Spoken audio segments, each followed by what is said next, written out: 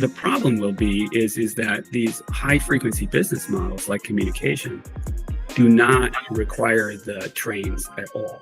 What they required was the right of way, the land that you had as an asset underneath so the wires could be strung. And so if you think about it, above every business, there's some wires that could be strung on the land that you own. That is a high frequency business model, and that's oftentimes where the money is. Google is high frequency advertising, and Amazon is high frequency sales, and they don't require the same assets. Karl, it's a pleasure to have you on. Thank you for joining me.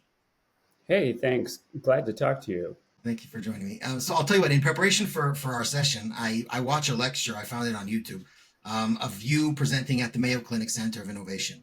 And this was, you probably gave this presentation. Okay. Yeah, probably like 10 years ago. And you began, I found a very interesting quote. You said, you began it by saying, here, I wrote the quote down. If I have one concern when thinking about changing the healthcare system, especially for a leader like Mayo, is that you just won't think big enough. And I think thinking big is sort of a hallmark of your career. You've operated in enormous markets, tackling problems at very, very large scale and continuously thinking very, very big. So I'd like to, during your time at Procter Gamble, you've helped build billion-dollar businesses like Swiffer, Febreze, and Mr. Clean. And I'd like to start from there. Could you walk me through the growth journey of one of these billion-dollar businesses? How did you approach the opportunity? Did you foresee it becoming such a significant success? And what were the challenges that you've, came across along the way? I don't think I foresaw anything specifically, but I think it's important to understand kind of contextually that, big, you mentioned $1 billion. And so $1 billion a year, not $1 billion in total, is a big number. And so part of it is to focus on very large incremental revenue versus so an $80 billion company needs $1 billion growth pieces in order to get bigger. And honestly, the street will pay you, nicely with your stock price by just increasing your revenue, increasing your profits. And so take your current revenue and give me more for less, and the challenge then is internally a company or Mayo Clinic or anybody else that's big has to think about how do they choose to grow bigger rather than how do they choose to just innovate their bottom line, and so Procter & Gamble created a corporate innovation fund, which would now be, a corporate venture fund, much more common kind of thing, but we're going back, 20 years. And we were actually spending $200 to $300 million a year on creating new businesses. And in my area alone, we were most of the money because we were really good at figuring out how to put the proposals in front of the fund in order to give them the ideas they were looking for. And but that would be like a $2 to $3 billion venture fund. And I just want to get to kind of this sense of scale. I'm an engineer, and I always say the scale of the problem has to match the scale of the solution.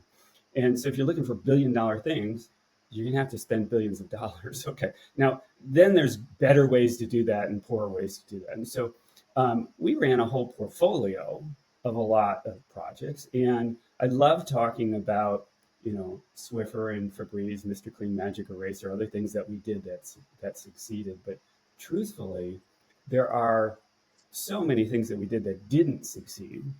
And so we managed that portfolio, to be able to try to create these big ones. And when they start winning, you go behind them. So you were saying at Procter & Gamble, sort of their innovation fund was sort of like a VC where you would, forward capital into building large businesses. And you say that a lot of this, the ones that we see on the shelf succeeded, but there were other companies that you've attempted and you had to sort of shelf them. Right. And so I don't think that we beat the odds. Okay. It's just that, that there's kind of the one of 10 pays for the rest is a principle used out here in Silicon Valley, and it's a good number to recognize that there's going to be 9 other failures. You want to manage them so you're not wasting money on them. But the reason we had $200 to $300 million is because we could do follow-on investments. You don't really spend $200 million a year, on the early experiments. You spend that in total with your follow-on money, and it's really important that when we had the winners, we would devote ourselves to growing them into billion-dollar businesses, not having billion-dollar ideas. What I would say is it's important, so if you take any one of these kinds of things, I'll take Febreze maybe as the early example in it. Febreze got from zero to more than a quarter of the way, almost to nearly $300 million. Okay, and so from 0 to 300 million is great. Okay, in other words, the problem is you're building $1 billion business, and it starts to get incremental after the first couple of years. And I set a goal of doubling the business every year until we get to $1 billion. And so people look for, I want $200 million in the first year, $100 million in the first year. It's not important. $25 million in the first year, that becomes 50, then 100, then 200, then 400, then 800. In under a decade, we have $1 billion business. Mm-hmm. The problem is when it starts slowing and you have a couple $100 million, you don't want to lose it. Okay. And so what you do is you start treating it as if it were, already $1 billion business. You get very incremental. And instead, what we would do is look for the next growth pillar to add on that was going to be the next 300 million on top of the 300 million, because you have a problem. If you're sitting at 300 million, I want it to be at 600 million next year. Right. Now, nobody's going to get fired for 500 million, okay, or whatever, so, but unless you keep that growth goal with you the whole time, you do it. And so that's just not what happens if you take an early idea and you exit it too early from a venture fund. People bolt it on, but they don't keep, morphing it into what's needed. And so we had a lot of money to create the businesses and the small failures, but most importantly, the key was to follow on. And so Febreze went from, you spray it on fabrics to get rid of an odor, and it meets a real unmet need, because you wore your jacket into some place where you had dinner and it was smelly, and the next morning you can smell it across the room and you want to wear it again because you're traveling. Okay. Well, we've all had this kind of problem. So it solved that problem. The problem is that's the way to get to 300 or 400 million. What we had to do then was look at, well, what would we do next? And the answer was to enter the air freshener category. Now, in many ways, that's just not the same category. And the dynamics are different, the buyers are different, the customer is different, the needs are different from taking care of some clothes. And so you have to imagine that the core of your business was odor elimination, genuine odor elimination. And so where else can I see that? Well, in the United States at that time, that air freshener category was a $5 billion business, and it was growing and at great margins. And so, hey, what if I showed up in a $5 billion category and grew it a little bit so I don't get, people wanting to kill me for entering, okay, or whatever, be growthful, okay, and 10% of that category is 500 million. Oh, cool. I needed 700 million. That might be 500, okay, or whatever, So simple math, but it's this focus on the real goal was create billion-dollar businesses and not just create new businesses. And so that keeps it going. The same is true then for a Swiffer, which we actually started by making a product called Wet Jet, which is the wet floor cleaner, because we were in the Mr. Clean business. And we knew that business, and we knew that you couldn't make money in it because liquid in a bottle was a great idea in 1958 when all-purpose cleaners were created by Mr. Clean. Yeah. But everybody's selling liquid in a bottle, and so we have to reinvent floor cleaning. We were doing wet floor cleaning. And so we started creating this new type of a mop, reinvent the mop rather than the liquid alone. And technically, somewhat complex to do. But having done that, suddenly what we could see is that Kao introduced a product in Japan called Quickle, which was a sweeper for wood floors. And it's like, hey, that's reinventing, because you would have had to use a vacuum or something else. And so that's reinvention too. And so, hey, they're doing what we should be doing too. And so we did both. Because here, you remember, if you're looking for $1 billion business, hey, I found two problems that are associated. And so it turns out we actually entered with the sweeper, which was our better, new, and improved version of the Kao product first, because wet jet was harder. Okay. And so we added that one next. And then that's going really well. And we still aren't at $1 billion. And Unicharm puts out a duster in Japan that is just amazing at doing, guess what, reinvention of another task. And it's like, oh, we should do that. So we negotiated with Unicharm to basically buy that product as is. And indeed, the first introduction to the United States, we negotiated buying every single spare product off of their line in Japan. And the handles were actually embossed with Japanese characters for Wave, their brand name, in blue, which is not one of our colors. But we just changed the box and put it in our box. They said, when you don't have sales for it, I'll buy it and put it in my box and then ship it to me. And, it caught on like crazy. And so we ended up kind of, eventually the handle got yellow and everything else like that, but we just got into the market with it because we needed a new pillar. And, I priced it at a 25 million break even. My joke about that was, with a sales force at P&G who's so talented, they could put $25 million worth of rocks on the shelf, okay, or whatever. And so I'll hit my break even. Now, getting those rocks to get off the shelf is a different problem. Okay, right. But I understand. Break even at 25 million, take whatever you can from these Japanese, people who have a brilliant product, that fits your market. Write the global license for it.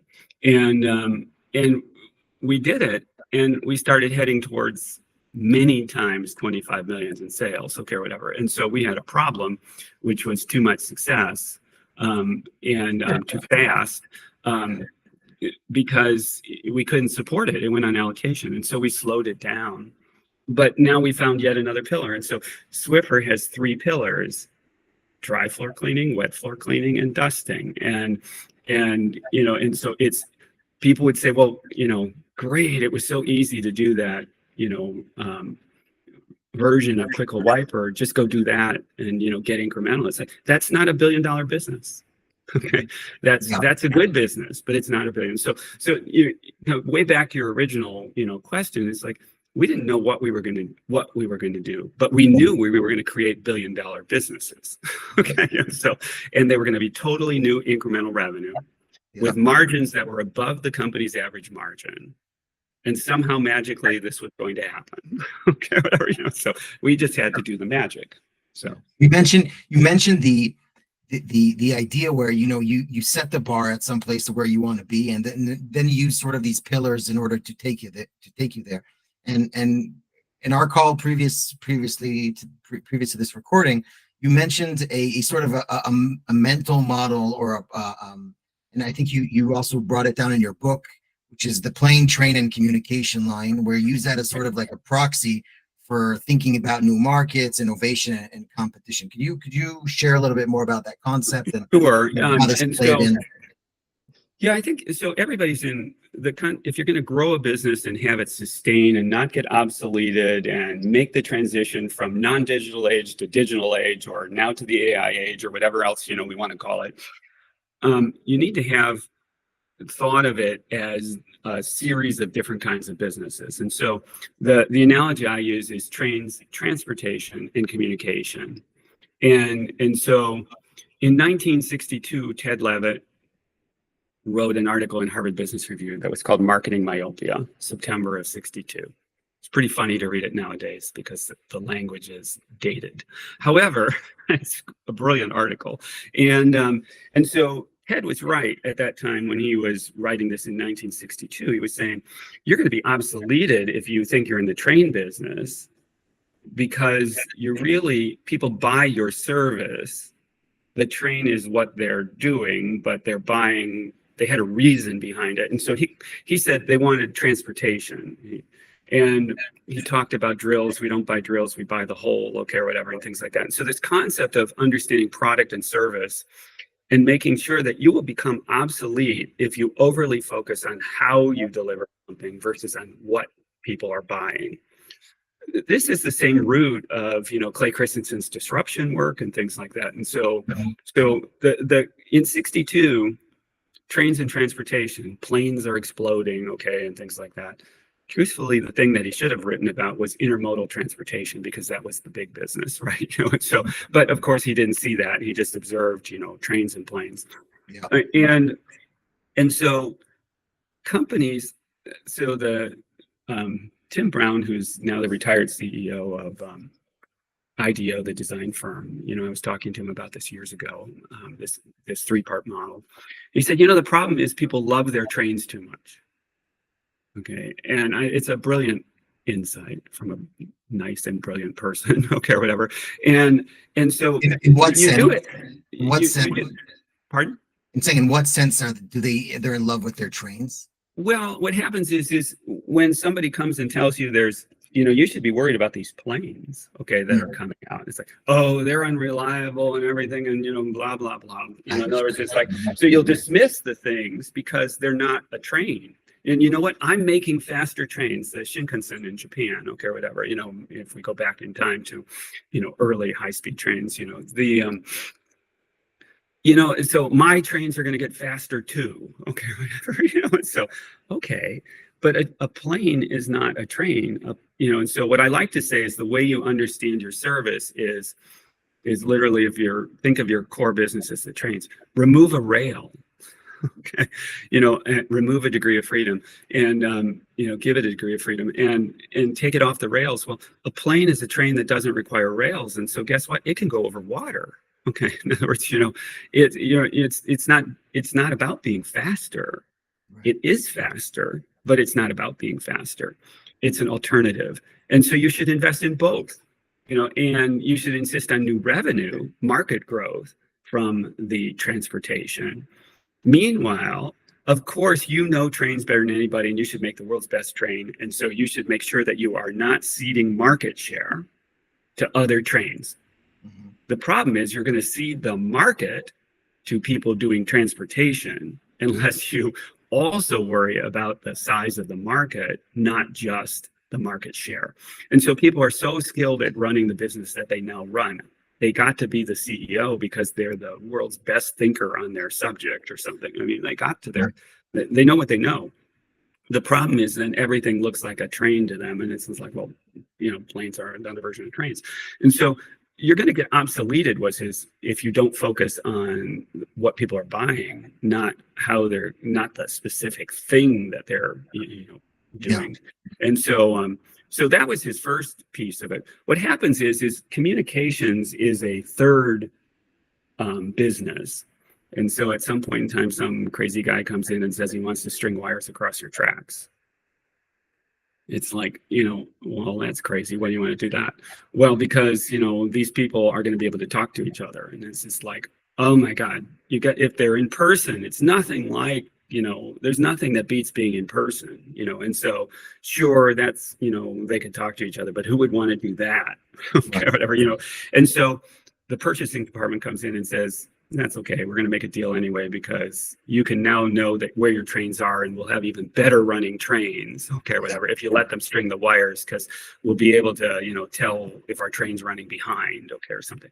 And so they negotiate a contract, if you will, to make you a more reliable train company, and it won't even cost you anything, okay, because I got a great deal. Well, you gave away the future, because the future is typically seen as a high frequency service of the present. And so Google ad search replaces TV advertising, complements it, but it replaces it in the bulk over time. And you would have said, oh my God, who's going to what's the value of seeing 1,000 silly banner ads, in other words, versus my well-crafted 30-second commercial? It's complementary. Right. And so the problem will be is that these high frequency business models like communication do not require the trains at all. What they required was the right of way, the land that you had as an asset underneath so the wires could be strung.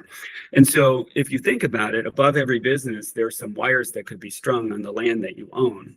That is a high frequency business model, and that's oftentimes where the money is. Google is high frequency advertising, and Amazon is high frequency sales, and they don't require the same assets to be able to do it, and so, if you see something, so Meta, was, it's crazy because Meta is a transportation word, right? Facebook is a train word. Okay. Mm-hmm. Google is a train word. Alphabet is a transportation word.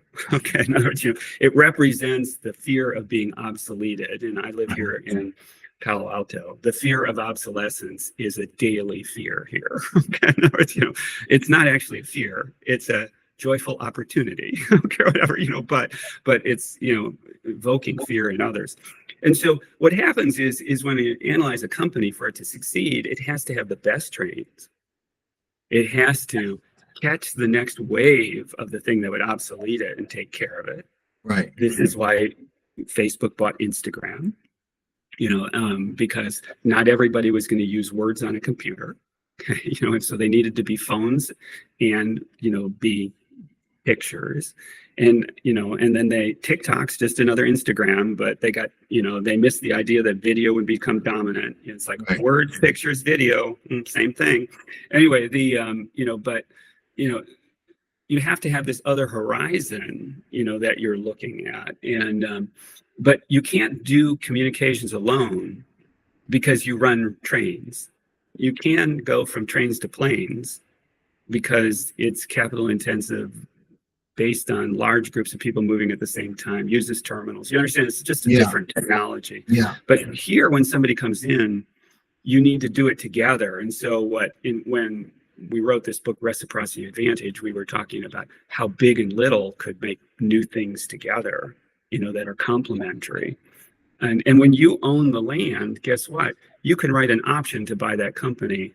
And so that's what you see going on in Silicon Valley. The reason Amazon, Apple, and Meta, are so big, and Microsoft, is because they're writing options on communication while purchasing the companies that would have obsoleted them while running their core businesses for market share. They're doing all three. Okay. And Ruth Polat, who's the CFO at Google, is explicit that she spends 70%, and this is the CFO, right? Okay, because she would track the numbers, right? Okay, whatever, 70% of the money goes into the core, the Google business. 20% is set aside for the obsolescence stuff, and 10% is set aside for new stuff. And so, if you will, Google created Alphabet, a vision of 26 billion-dollar businesses, okay, or whatever, Waymo with a W, okay, or whatever, So they explicitly said we're searching for an alphabet worth of, new businesses, and so how are we going to do that? Money from the core, but we're not going to give it all back to the core search engine. 20% will go into things that could obsolete us, and so right now their existential threat is AI. And so they imagine they could spend 20% of their money on it. It's why Microsoft can say, that's okay, we'll just spend $100 billion on, AI. Open AI, yeah. Yeah, and, we'll just build and why Sam Altman will say it's $1 trillion problem. Well, it is $1 trillion problem, okay? Yeah. But they're a $3 trillion market capitalization company, okay? And so they shouldn't ignore it, but they don't have to do it in 1 year. But 100 billion a year soon adds up, okay, whatever, and so then Google X is to search for the new stuff. And so that's their true venture fund. Google Ventures then is in the 20%, in other words, and Google is in the 70%, and so this whole, you need to look at all three horizons. And so I spend time with companies asking, what are your trains? What's your transportation? What's your communication? Gotcha. So sort of the escape, there's this cognitive bias that exists because they're so good at what they do. And if they don't face that, they'll be obsoleted. And sort of the escape way, at least for Google, is sort of the Google X, where they just explore crazy ideas and try to escape And their that's what we were metrics. doing. Okay. And that's what I do today. I'm out here and I'm playing in the healthcare space because it needs to be disrupted. Okay. Because it's really, really inefficient. Okay. And so, so you play, but you can't, so take me there. Portfolio. What drew you to the healthcare, the healthcare industry? Again, I see the same theme, tackling very, very large markets. What do you I'd love if you could share a little bit about what you do there and how you're. Yeah, and so maybe in my own world of things, kind of running core businesses at P&G was like my own trains, okay, whatever. Swiffer is kind of like being willing to deal with transportation, the creation of new consumer products, okay, and stuff like that. Healthcare is like maybe a communication problem for me. I don't fundamentally belong here, but I have a right of way, which is a new market of $1 billion in size occurs because you change millions of people's habits because they weren't doing it and they're now doing it. It's not like switching between Coke and Pepsi or something like that. They're doing the same thing and you're going for market share. You have to make them love you more than they love them, okay, or whatever. It's the same thing, but it's very, very low transactional cost to change between one brand and another, right? So you end up with evoked sets of brands. And so that's market share, but Procter Gamble actually approached me and said, we'd like you to do the pharmaceutical business. And I kind of looked behind me and said, I don't have that degree. What are you talking about? I have a chemical engineering degree with an expertise that was specialized in nuclear. And so I like numbers. I like numbers. Biology, I didn't like that class. So what are you talking about? They said, that's okay. We have 1,000 people who have, the skills in that kind of space. The problem is that the future of healthcare involves habit change. And since you've been working in low-income markets, where I worked for years, and then in these, creation of new categories and doing this stuff, you have an expertise in, they basically told me what my right of way is. You know how to change millions of people's habits, and so why don't you come to healthcare and see if you can change millions of people's habits? Okay, and so my joke about healthcare is that in consumer businesses, we believe we can change millions of people's habits, and we do. Okay, iPhone. Okay, in other words, in healthcare, we believe we can't. Okay, and so, and I don't want to trivialize the difficulty. Okay, but the reason I went to healthcare is because they basically made a compelling case, which is you're not a healthcare person, but you're like that crazy guy stringing things above the tracks, okay, or whatever. We'll run the healthcare business. Can you let's see if we can do this other thing, okay, or whatever. And so, so the focus is on, new business creation. And so I also, had responsibility as the general manager for new business in healthcare, where we were trying to do this kind of change. When we sold the RX business, the prescription drug business, I chose to leave and go to Silicon Valley because now I could spend my time leveraging kind of the new business side of it. When you have billions of dollars of current business, most of your day is spent dealing with the present day fires. In other words, correctly. I'm not, remember the 70-20-10. 70% of the money should be on, making sure you're growing what you got because it feeds everything else. GE failed because they forgot that they were an infrastructure company.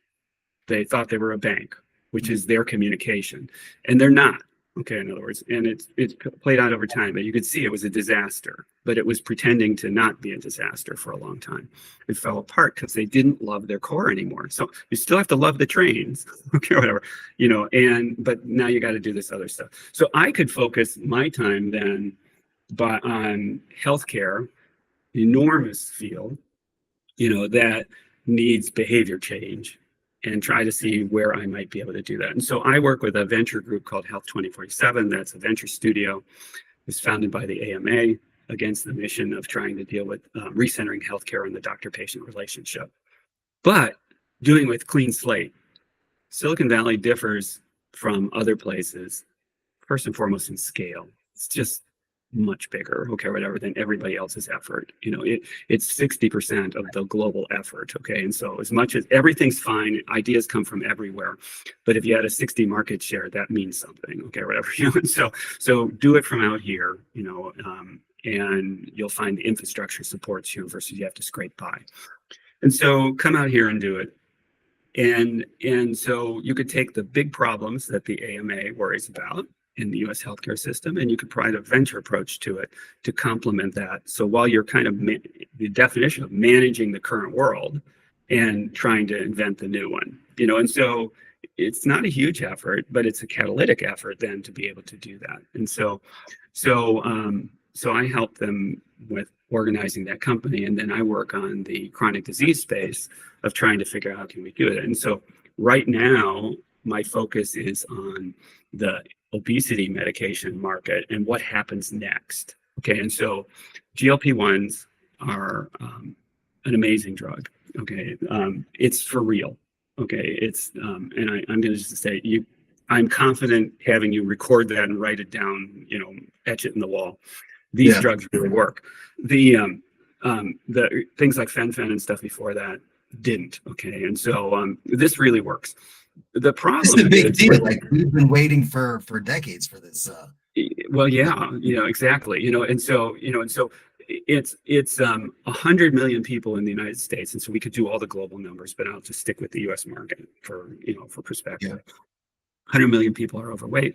130 million people have hypertension. And so we're dealing with a population level market that is enormous. Okay, and today Ozempic and Wegovy cost about $1,000 a month. Okay, well, 1,000 times 100 million is tilt. Okay, it's trillion. Okay, whatever, per year. And these drugs have to be taken for life. If you stop taking them, they stop working and you regress to probably over time exactly where you were before, possibly even worse because you lost some muscle mass, but we don't want to go down that whole pathway. We don't know yet, okay, because the market's still developing what all the ups and downs are. And so we're looking at that and trying to figure out, what? Nobody can afford $1 trillion. Oh, they'll get cheaper, okay, whatever. $250 billion, okay, or whatever. That's a lot of money, okay, or whatever. Where's it going to come from, and it's for life, and so we have to figure out what to do with this amazing technology. Right now, there's a gold rush going on of selling the drug, okay, and even at high prices, and so that's cool, but I can't add anything to that. I know how to sell drugs, but Novo Nordisk and Lilly are doing a nice job of selling them already. Okay, so not my problem. Okay, whatever. So the issue is that people stop using them after a year, and now you'll get no benefit because you spent a fortune, and you're going to regress to a previous situation. And so no matter how much better they feel and things, you're not going to get the health benefit of the long-term reduction in chronic disease. And so my point is, suppose this was a vision of curing chronic disease. Because maybe if not this drug, the next, okay, in other words, but you can start modeling the future of 100 million people might not have chronic disease if we do this right. Mm-hmm. Okay. Now the question is what does that really look like?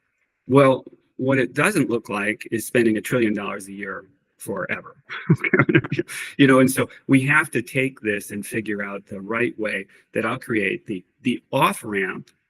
Suppose you let people take the drugs. I'm not opposed to it. They really work. Okay, whatever. But we need an off-ramp because we have a moral good that we cannot afford. And I know from habit change that suppose you lose all the weight in the first year of taking the drug, you're now asymptomatic. Okay, in other words, and so you're not going to continue to comply with taking the drug the way it is. You're going to kind of spread it out and do all these other kinds of things, and stuff. And you're going to lose the results. And we can already see that because Ozempic's been around for a long period of time. And treating diabetes patients, not yet. Wegovy and Ozempic are the same drug with a different market. Okay, Wegovy is the weight loss drug. And And so I can foresee bits of the future. And so what we're asking ourselves is how would we craft getting the benefit out of there by dealing not with selling of the drug, but dealing with stepping back to it. It's a little bit like if the drug were that liquid in a bottle. Okay, it's, hey, we need liquid to clean, okay, whatever. But can we step back and engineer the broader experience where maybe over 5 years I could imagine an intervention that creates something that's more like a cure than a therapy. So these drugs are a therapy, and the problem is we need a cure. And it could be that that means that some people who want to, a lot of the drug right now is aesthetic, people who want to lose weight and have money to pay for it. And so instead of going to a spa where they were going to get paid $5,000 a week, okay, or whatever for that, for a high-end spa, they'd spend $5,000 on the drug. Okay, whatever. Hey, I know that market. It's fine. It's not a healthcare market. Okay, it's a beauty market. I like them both. Okay, but they're just different. But my question is, can we achieve the benefit of the health benefits? And so how would we look at that and craft, the right possible solutions? And then we could fund the right companies to do it, or support the right companies to do it, or get the right policy. Public policy will be involved here when you have hundreds of billions of dollars, and so can we create the conditions that creates the transformation that we want?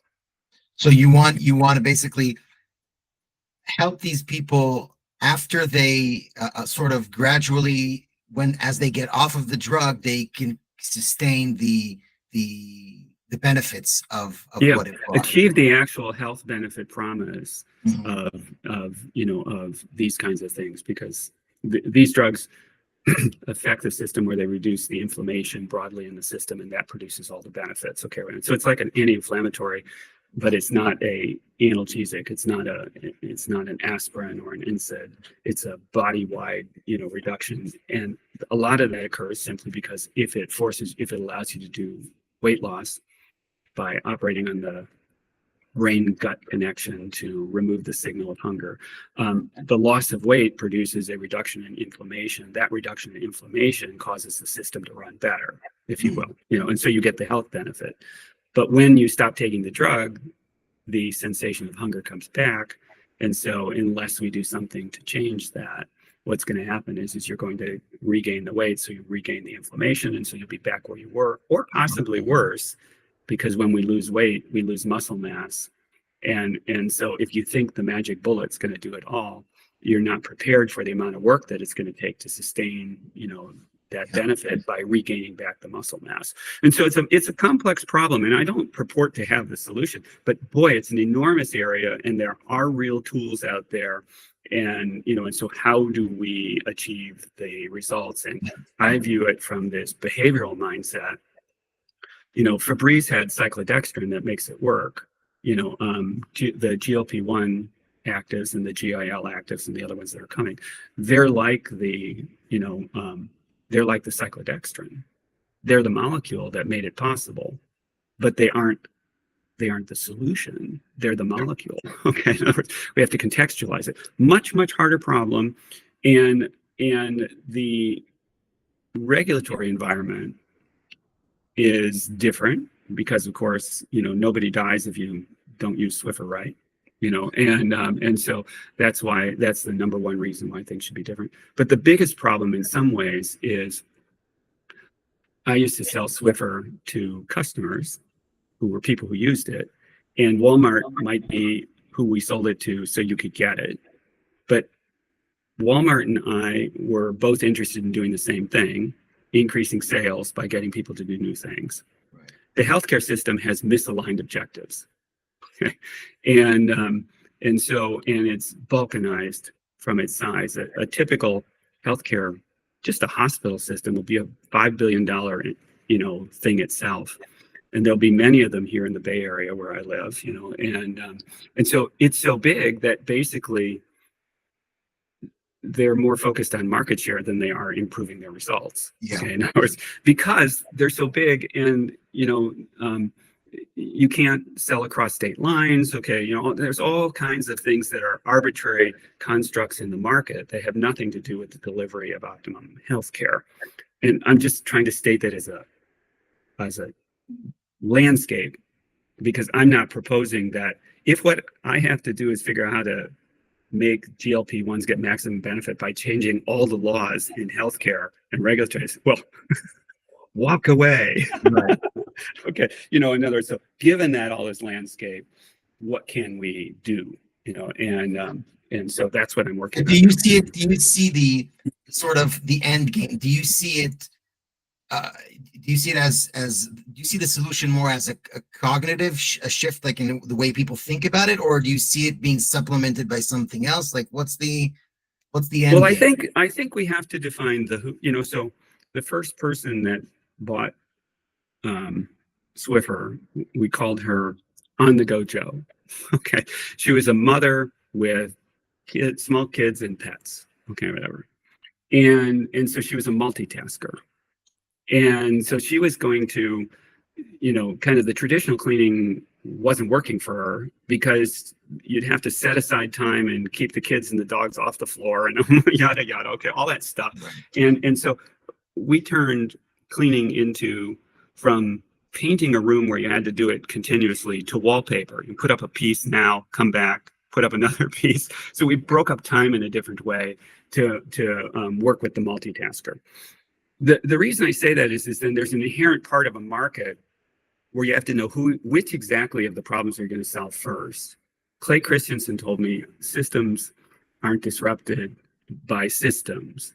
Instead, you make useful modules, and then the people who run the system put them into the system, and they ask you for the next module, and the next, and the next, and then you will have disrupted the system. And so Clay's voice, okay, is still in my head with that kind of statement where I'm trying to figure out who's that first person, and and we could get a straightforward payout so that we would get paid for it. The insurance companies or the government insurance, or people, however it would actually happen, and we get a simple rate of return that has people say, wow, this is what we want to do. In which case they say, but I have a problem but these people are different this way. And it's like, okay, well, we'll do that one too. So back to my pillars, find the first one, then the second one, then the third one, okay, whatever, and keep looking for them. But I'm in a search right now for which one's first. And it's so big that we can't just say 100 million people should take GLP-1 and then we'll handle them, afterwards. It's like, no, I actually think it's probably, I think I know a possible target to start with, but you have to get down to that granularity of the target to be able to start the market. And then you keep on moving to next. Yeah. Well, what do you think it's going to be? What's your gut feeling? I actually think that it's probably a 50-year-old person who's overweight who has, is maybe has pre-diabetes, their blood sugar's not quite right, in other words, but they're not yet diabetic, and we could show that we prevent it, and we could take the person who recently got diabetes, and we could try to reverse that. And so what you do is you can show that you have changed their healthcare costs from somebody who has healthcare costs. A 20-year-old person who is obese has future problems to deal with, perhaps, but they're so far in the future and their current healthcare costs are so low because their body is still able to fight this, that if we help them now, it would be great, but the payout is obscure, but so you look for the area where you could get a fast payout to prove yourself out, and then you can keep expanding it. Yeah. Okay, so let me I guess before we wrap up, there's one last question I want to ask you, which is you mentioned that you see great CEOs seeing themselves not as just leaders of their company, but more as like leaders shaping the entire industry, right? You said sometimes in a board meeting, you'll whisper into the CEO's ear. Are you thinking about shaping the industry? Can you share a little bit more about that philosophy and how it influences your approach to leadership and innovation? Yeah, I think that the challenge for a CEO who has a whole organization that works for them is to kind of divide and conquer. Okay. And so if I go back to transportation communication, you have market share obsolescence and new businesses that you have to deal with. And so your portfolio has to cover all of those things. Right. So the first thing I will often ask a CEO, honestly, is that do you have a gap okay, in your goals. Because if whatever you're doing, I could go up to, a CEO of Microsoft and say, well, no, they do not have a gap in their goals. They just filled it by buying, OpenAI, ChatGPT, and so, hey, cool. I don't have much to add right now because actually Microsoft is reshaping the industry. Okay, so despite the fact that this morning their core product was not working, okay, whatever, with a little problem with CrowdStrike. Okay, so yeah, but that would be like the base business. You can't, say, well, I'm going to fix the CrowdStrike problem, so I'm going to stop investing in AI. No, different problem. And so what I would say is that they're so focused on growing the bottom line, the profits, because the street's going to kill them if they miss that numbers, that they're not actually creating the future. And they're dealing with the present too much. And so, what I listen to an innovation program, and I'll hear all kinds of things that are going to grow the market share. And then eventually you can hear, oh, this company is actually willing to address the obsolescence, the threats that are out there that can obsolete them. Cool, they should put some money into that. But that's going to produce growth of the category. The first one produces growth of the brand, then growth of the category. But who's responsible for growing the company? Okay. If the category growth becomes the company growth, well, then the CEO isn't really have a new job. Okay. I mean, they'll have nothing else. Okay. Whatever. You had a great brand manager, a great category manager, we can call it, president. Okay. And, whatever, I mean, give them whatever titles they are, but don't lose market share. Find me new sources of top line growth, revenue.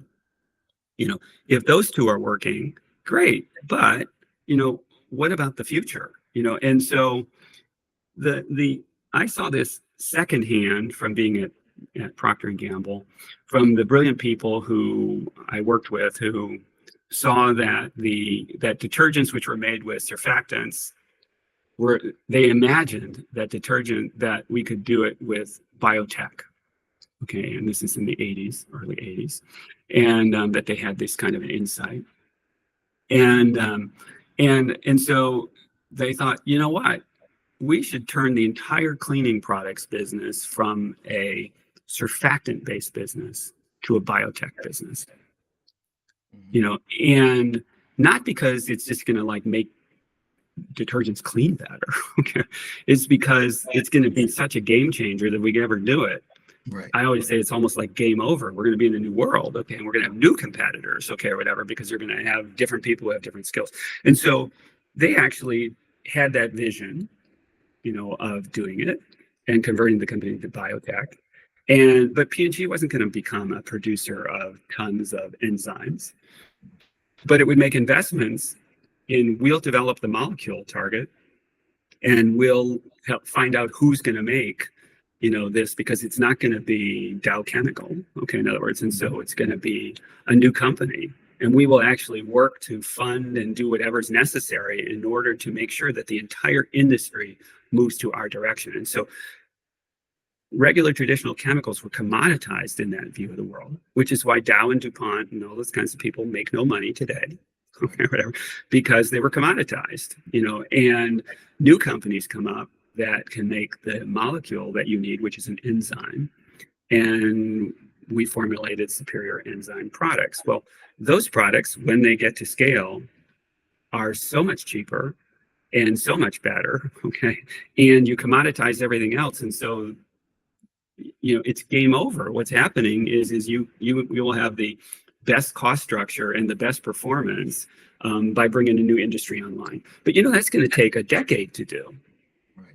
And so that's industry leadership. And it's like, well, that means sitting down with people like your suppliers and telling them you're about ready to be in trouble because I'm going to do this.